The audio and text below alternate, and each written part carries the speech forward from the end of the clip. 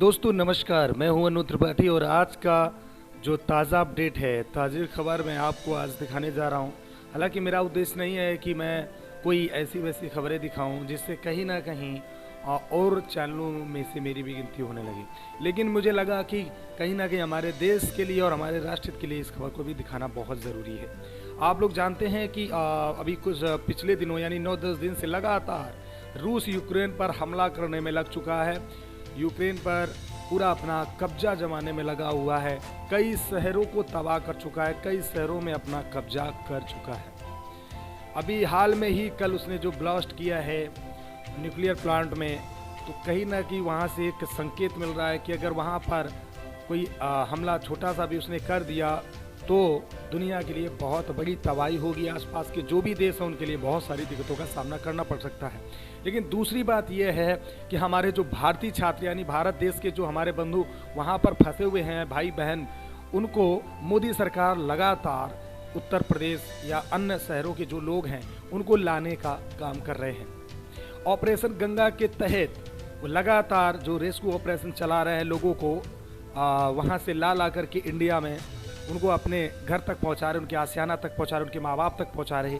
ये हमारे देश के लिए बहुत गर्व की बात है, क्योंकि सरकारें बहुत सारी मेरे प्यारे मित्रों आई हैं, पर कहीं ना कहीं नरेंद्र मोदी सरकार ने जो काम देश हित और राष्ट्र हित और कहीं ना कहीं परिवार के चेहरे पर मुस्कान और खुशियाँ लाने का जो काम किया है, ये बहुत ही सराहनीय है। लेकिन कहीं ना कहीं लोग राजनीतिक दलों से जुड़ करके ऐसे लोगों को भूल जाया करते हैं अक्सर। ये बहुत बड़ा दुर्भाग्य है। आज अगर कहीं ना कहीं भारत की तारीफ हो रही है, हिंदुस्तान का नाम हो रहा है, तो कहीं ना कहीं एक नरेंद्र मोदी प्रधानमंत्री जिससे बने हैं, तो कहीं ना कहीं देश विदेशों में, दुनिया में लोग जानते हैं कि एक हिंदुस्तान है, उसका एक लीडर है पीएम मोदी।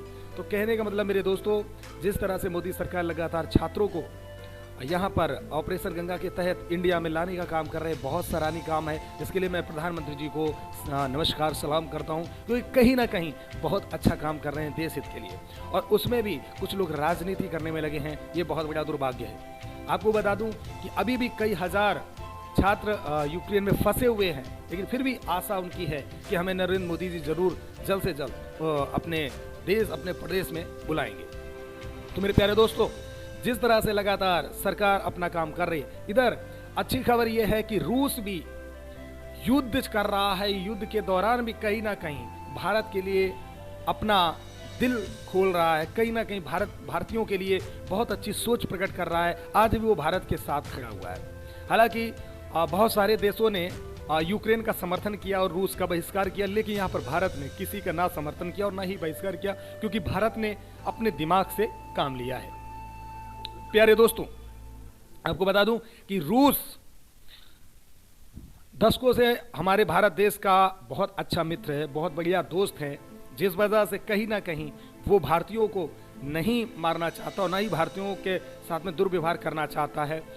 अपडेट जिस तरह मुझे सुनाई दे रहा है कि रूस ने अपनी 130 बसें इंडियन के लिए खड़ी कर दी हैं बॉर्डर पर, कि जो इंडियन लोग हैं वो उनकी बसों से रूस में जा करके रुक सकते हैं और वहां से ऑपरेशन गंगा के तहत उनको इंडिया रवाना किया जाएगा। रूस ने ये भी कहा है कि जो भी इंडियन हमारे देश में आएंगे उनको खाना से लेकर हर चीज़ की व्यवस्था भी रूस सरकार देगी। तो कहीं ना कहीं ये बहुत बड़ी बात है, और कहीं ना कहीं जब देश का लीडर महान होता है, जब देश के लीडर में ताकत होती, दम होती है, तो ऐसे देश नमस्कार सलाम करते हैं। दूसरी तरफ जिस समय अटैक चल रहा था यूक्रेन पर, तो लगभग 6 घंटे के लिए रूस ने अटैक को रोक दिया गया ताकि इंडियन जो लोग हैं वो बॉर्डर तक पहुंच जाए। और मुझे जो एक खबर सुनने को मिली है कि यूक्रेन भारतीयों के साथ बहुत बड़ा दुर्व्यवहार कर रहा है, भारतीय छात्रों को मारने का काम कर रहा है, भारतीय छात्रों को आने नहीं दे रहा है, उनसे कह रहा है कि आप हमारे लिए जंग लड़ो, यानी कि यूक्रेन बहुत बुरी तरह से डरा बैठा है। तो मेरे प्यारे नौजवान साथियों, मेरे दोस्तों, ये जो मैं आपको खबर दे रहा हूँ ये बिल्कुल सच से भरी हुई खबर है, और यही सच्चाई है कि हम अपने देश में अच्छे कामों का बहिष्कार कर दिया करते हैं।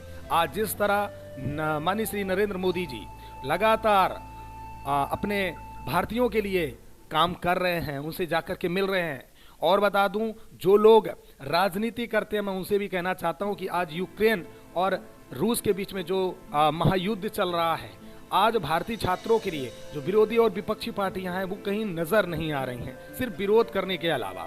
दोस्तों, आज उत्तर प्रदेश से लेकर के और कहीं ना कहीं दिल्ली तक जो बीजेपी सरकार के जो 4 कैबिनेट मंत्री हैं उनको भी अलग अलग बॉर्डर पर भेज दिया गया है भारतीयों की सुरक्षा के लिए। ये बहुत बड़ी जानकारी है और बहुत अच्छी खबर है कि कहीं ना कहीं सरकार देश हित और अपने भारतीयों के लिए सोचती है। जाने कितने तमाम लोग वहां पर फंसे हुए हैं, उनकी सरकारें उन पर ध्यान नहीं दे रही। लेकिन यहाँ पर सोचने वाली बात यह है कि पाकिस्तान बांग्लादेश के लोग इंडिया का तिरंगा दिखा करके बॉर्डर क्रॉस कर रहे हैं। ये बहुत बड़ी स्वाभिमान की बात है, बहुत अच्छी बात है कि आज कहीं ना कहीं हमने अपने देश में इतनी इज्जत, इतनी वैल्यू दी है कि लोग हमारे तिरंगे का सम्मान करते हुए बाहर आ रहे हैं, तिरंगे को लेकर के बाहर आ रहे हैं और दूसरे देश के लोग बाहर आ रहे हैं। तो दोस्तों, उम्मीद करते हैं ये खबर आपको जरूर पसंद आई होगी। अगर वाकई में आप राष्ट्रभक्ति चाहते हैं और देशभक्ति में बात करना चाहते हैं या देशभक्ति जरा सी भी है ना, तो आपको समझ में आएगी। और विपक्ष और विरोधियों को ये खबर बिल्कुल अच्छी नहीं लगेगी, क्योंकि वो राजनीतिक स्टैंड में जोड़ देते हैं। दोस्तों, उम्मीद करते हैं ये खबर अच्छी लगी होगी।